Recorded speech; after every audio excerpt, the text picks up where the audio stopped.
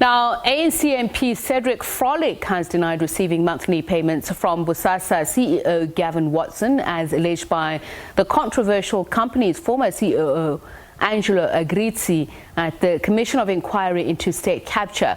Frolick was today giving testimony at the Commission of Inquiry into State Capture related to him also being implicated in alleged dodgy dealings with Bosasa. Frolick's appearance before the chairperson of the Commission, Deputy Chief Justice Raymond Zondo, was postponed in July due to him being unwell. Professor Tinyiko Maluleke of the University of Pretoria Center for the Advancement of Scholarship joins us now to unpack all of these stories that we've just read in the past couple of minutes. A very good evening to you, Professor Maluleke, and thank you so much for speaking to us. Let's start with Cedric Frolick. He was stating that the failure to produce proof of this evidence of monthly payments is reasonable grounds to assume his innocence. What are your thoughts of this? He pointed at Agrizzi as saying he clearly kept poor records if this cannot be proven. Yeah, so it's really a battle to hear you. I hope you hear me better. Yes, indeed, I do. Yes. So, well, let me answer the question in a slightly more general manner, partly because I didn't quite get all the details that you were including in your question.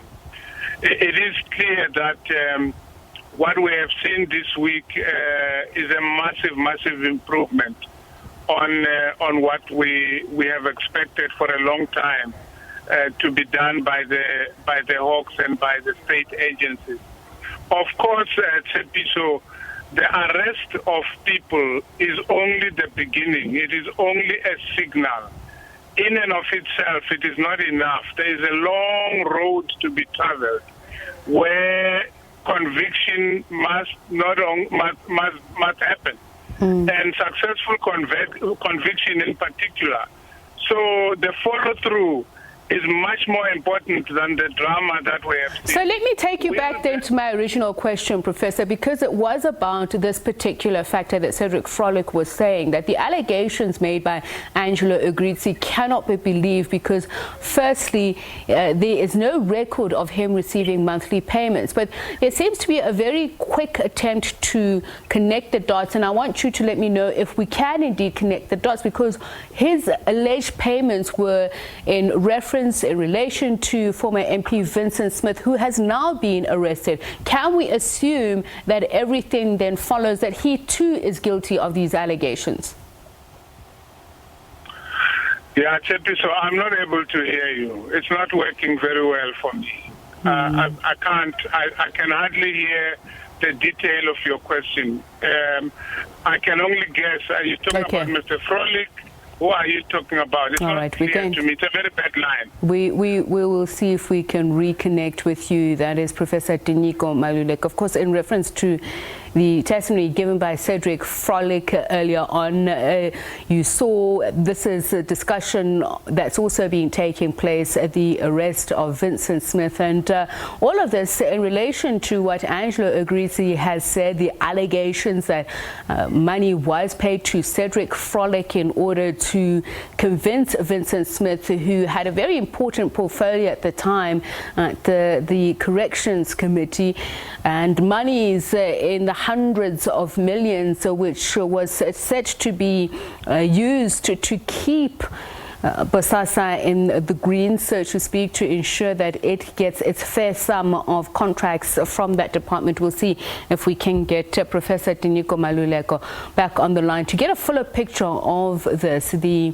State Capture Commission, some of what is coming out. We mentioned earlier on there were arrests in KwaZulu-Natal, Limpopo as well, and the Free State we've just spoken about. So Professor Maluleke, back with us again. So I will ask the question, and I'll try and shorten it so that if you can't hear me properly, we can just carry on.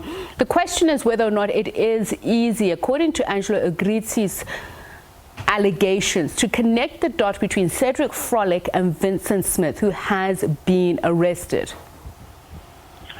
Well, I don't know that we can use the word easy, because we are dealing with allegations. And of course, it is plausible to make those connections.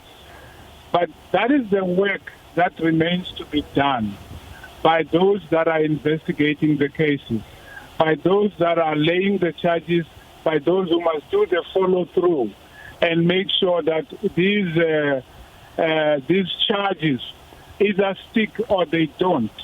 So it's not a question of whether it's easy or not.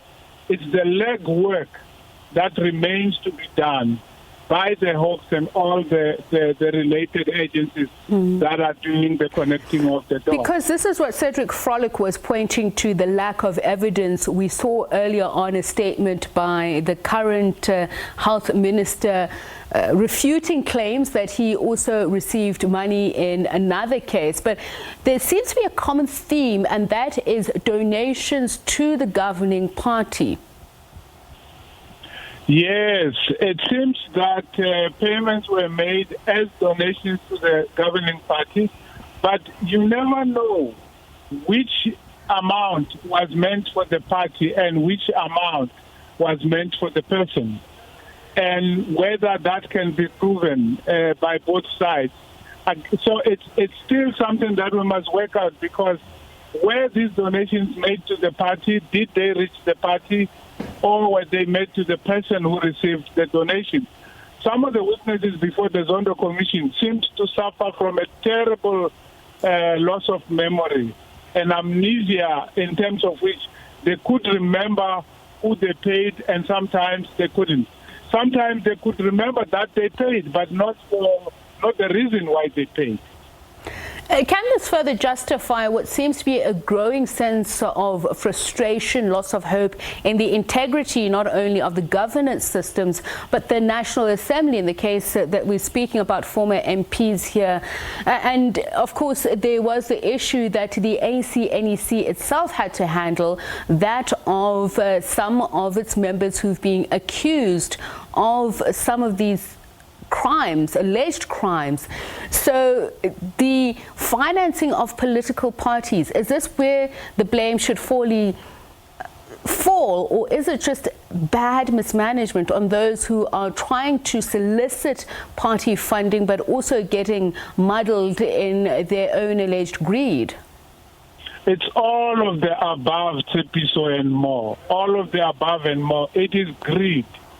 Clearly, there was a lot of greed involved, where people were raising funds for the party perhaps, or receiving funds in the name of the party, but I'm not so sure that that money always reached the party.